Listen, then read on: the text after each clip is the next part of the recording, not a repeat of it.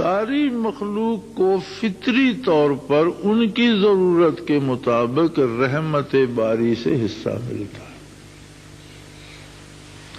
اس کو اگر میں آسان کر کے کہوں تو میں کہوں گا کہ ساری مخلوق کو اس کی ضرورت اور استعداد کے مطابق محمد الرسول اللہ صلی اللہ علیہ وسلم کی برکات پہنچتی ہے۔ رحمت الہی کیا ہے؟ وما ارسلناک الا رحمۃ للعالمین، آپ کی ذات بابرکات مجسم رحمت الہی ہے۔ ساری کائنات کا وجود محتاج ہے رحمت الہی کا، اس کی تخلیق محتاج ہے رحمت الہی کی، اس کی خصوصیات محتاج ہیں رحمت الہی کی، اس کی بقا محتاج ہے رحمت الہی کی۔ گویا کائنات کا ذرہ ذرہ برکات محمد الرسول اللہ سے مستفید ہو رہا ہے۔ اور یہ تو تاریخ میں موجود ہے نا کہ حضور صلی اللہ علیہ وسلم فرماتے ہیں کہ میں باہر نکلتا تھا تو شجر و حجر، درخت اور پتھر مجھے سلام پیش کرتے تھے، الصلاۃ والسلام علیک یا رسول اللہ، صلاۃ اور سلام ہو، درود ہو اور سلام ہو آپ کی ذات۔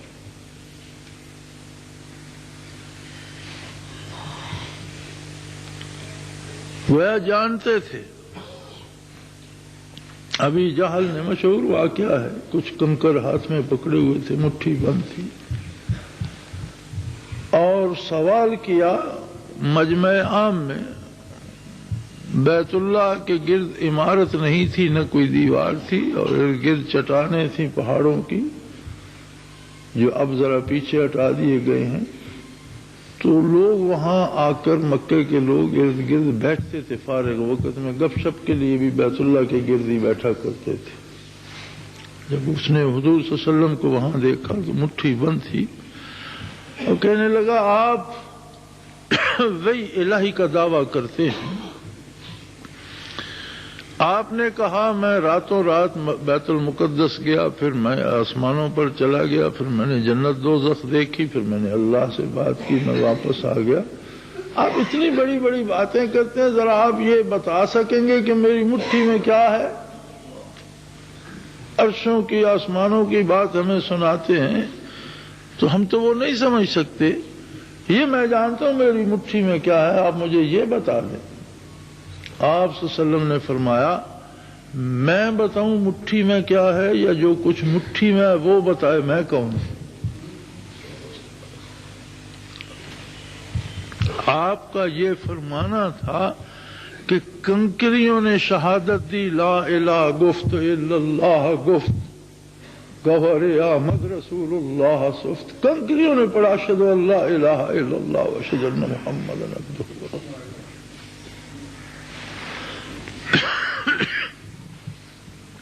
یہ کنکر، پتھر، درخت ایک درود پڑھتے، اسی ذات کی برکات سے مستفید ہوتے، اسی ذات ستودہ صفات صلی اللہ علیہ وسلم کی برکات سے ان کا وجود قائم ہے۔ اور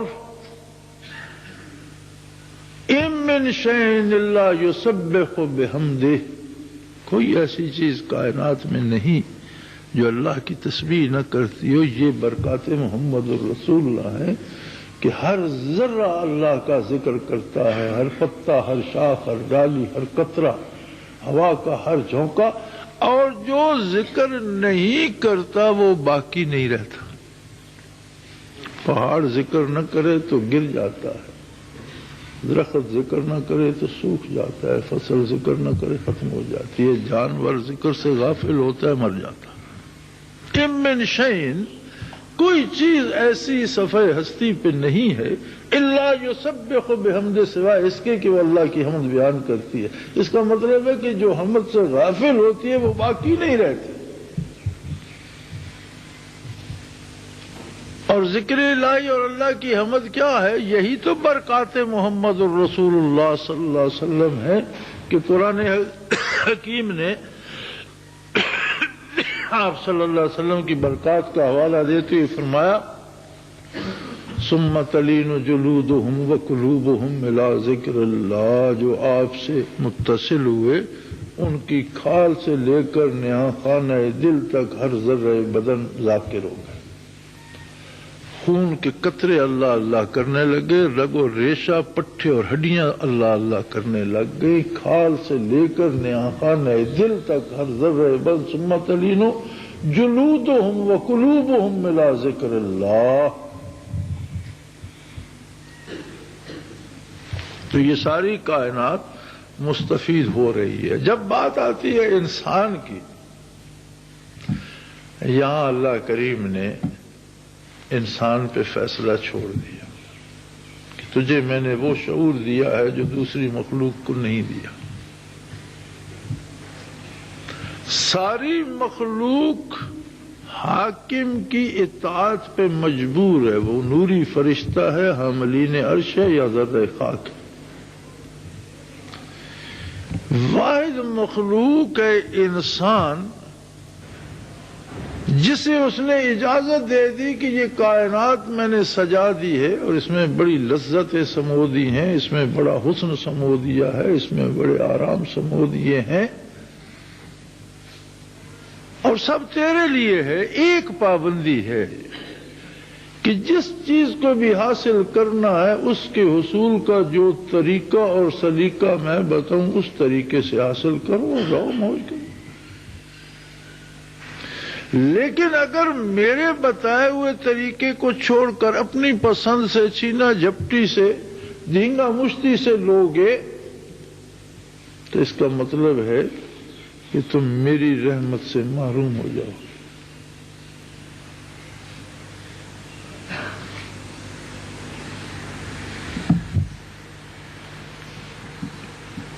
اب جو رحمت سے محرومی ہے وہ انسان کو ساری مخلوق سے نیچے گرا دیتی ہے، یعنی سب سے اوپر ہے، جب گرتا ہے تو سب سے نیچے ثم رددناہ اسفل السافلین لقد خلقنا الانسان فی احسن تقویم۔ انسان کو ہم نے سب سے اعلیٰ ہر انداز سے مناسب خوبصورت سب سے بہتر پیدا فرمایا، لیکن جب گرتا ہے ثم رددناہ اسفل السافلین، سب سے نیچے گر جاتا ہے۔ اس لیے کہ ہر دن کا اپنا وجود برکات نبوی سے قائم رکھے ہوئے، اور یہ برکات نبوی سے محروم ہو جائے تو پھر اس ذرے سے بھی نیچے چلا گیا۔ معروم کیوں ہوتا ہے؟ اس لیے کہ اس قادر مطلق نے فرمایا کہ میں نے تیرے لیے کائنات بنائی، ہر ستارے سیارے کو تیری خدمت پہ لگا دیا، فرشتوں کو تیری خدمت پہ لگا دیا، ہواؤں کو تیری خدمت پہ لگا دیا، پانیوں بارشوں بادلوں کو تیری خدمت پہ لگا دیا، جانوروں چرندوں پرندوں کو تیری خدمت پہ لگا دیا، زمین تیری خادم بن گئی۔ ابھی میں تجھے زبردستی اپنے قریب بلاؤں تو تو آئے گا؟ میری اتنی نعمتوں کا شکر کرنے میرے پاس نہیں ہے۔ تو یہ کہنے نہیں آئے گا کہ اے اللہ تیری میرے پہ بہت مہربانی، تیرا بہت احسان ہے۔ تو یہ بات از خود اپنی مرضی سے نہیں کہے گا، یہ بات میں تجھ سے زبردستی کہلواؤں تب کہے گا۔ تو زبردستی کہلوانے کی ضرورت کیا؟ اس لیے کہ معرفت الہی اللہ کی پہچان کا جو شعور انسان کو دیا ہے کائنات میں کسی دوسری مخلوق کو نہیں دیا، اسی لیے نبی انسانوں میں سے پیدا فرمائے۔ نبوت انسان کو ملی ہے، کوئی فرشتہ کوئی جن کوئی دوسری مخلوق نور نبوت سے سرفراز نہیں ہوئی، یہ شعوری انسانوں میں ہے۔ اب اگر انسان اتنا احسان فراموش نکلے کہ وہ اللہ سے بات کرنا گوارا نہ کرے، اور جب بارگاہ الہی کی حاضری کا وقت آئے تو کہے کیا مصیبت ہے یار، یہ تو مجھ سے تو نہیں ہوتا۔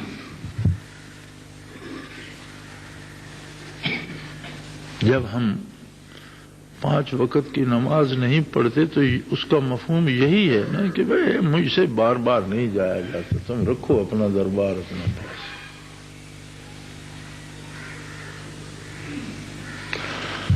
جب ہم اس کے ممنوع چیزیں حرام مال کھاتے ہیں تو مطلب تو یہی ہے نا بھائی کہتے رہو جو کہنا ہے تمہیں، میں جو مل گیا کھاؤں گا۔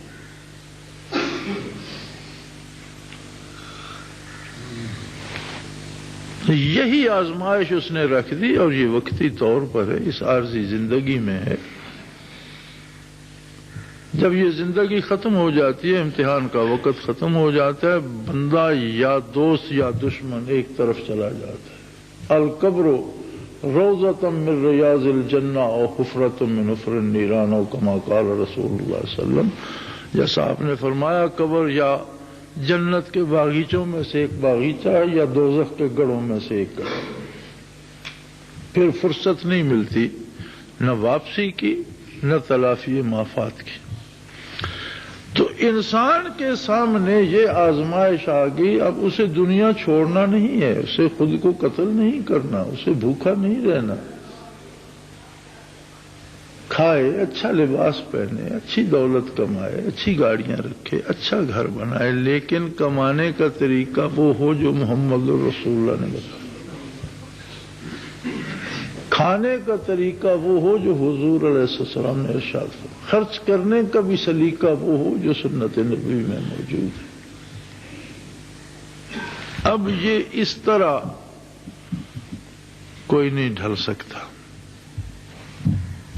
غلام آقا کے حکم کا پابند ہوتا ہے، لیکن یہ ضروری نہیں ہوتا کہ وہ حکم خوشی سے اور دل سے قبول کرے، یہ ضروری نہیں ہوتا۔ دل ایک اور چیز ہے، اطاعت اور چیز ہے۔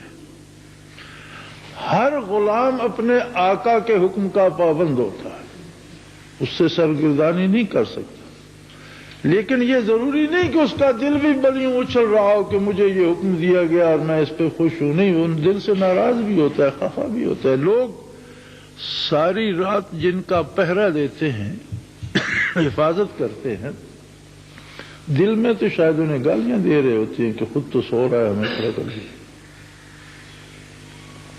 یہ کوئی ضروری تو نہیں ان کے دل بھی ساتھ ہوں۔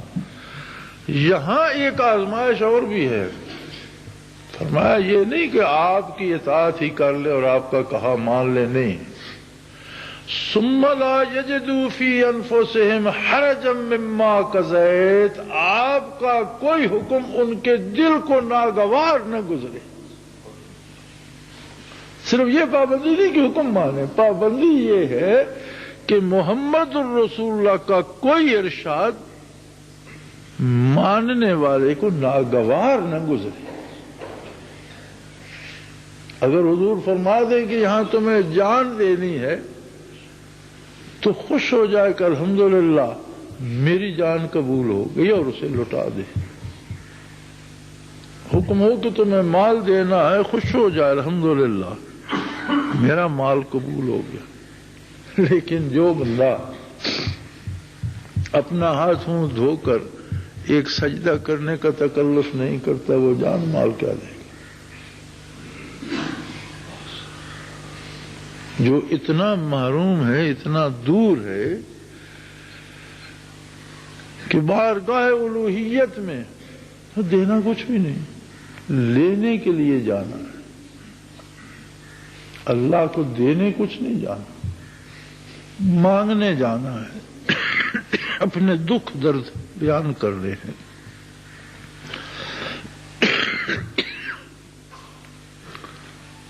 تو انسان کا اختیار صرف اتنا ہے میرے بھائی کہ وہ یہ فیصلہ کرتا ہے کہ مجھے حضور صلی اللہ علیہ وسلم کی برکات چاہیے، یا یہ فیصلہ کرتا ہے کہ خیر ہے گزارا ہو رہا ہے، میں اپنے طور پر کر لوں گا، مجھ سے یہ غلامی نہیں ہوتی بس۔ اگر حصول برکات کا فیصلہ کرتا ہے تو ان کے حصول کی توفیق بھی وہ دیتا ہے، اور نافرمانی کا فیصلہ کرتا ہے تو اس کے لیے مہلت بھی وہی دیتا ہے۔ جب بارگاہ عالی میں جائے گا کوئی نیا مقدمہ، یہ نئی شہادتیں نہیں ہوں گی۔ فرمایا میدان حشر میں تمہارا جو کچھ زندگی میں تم کرتے رہے وہ اعمال نامہ تمہیں دے دوں گا، اور حکم ہوگا اقرا کتابک، اپنی فائل پڑھ لو۔ کفا بنفسک الیوم علیک حسیبا، تم خود اپنے لیے بہترین جج ہو۔ اگر تم نے خدمت پیغمبر کو چنا ہے، تمہارے کردار نے اس کی تائید کی ہے، تمہارے دل نے اس پر مسرت کا اظہار کیا ہے، تمہیں خوشی ہوئی ہے روزہ رکھ کے،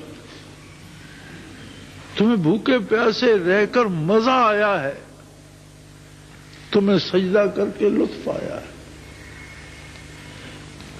تمہیں جان مال لٹا کے مزہ آیا ہے، تمہیں لطف دیا ہے اطاعت محمد الرسول اللہ نے، تو جاؤ موج کرو، آج بارگاہ نبوی میں جاؤ اور جاؤ موج کرو۔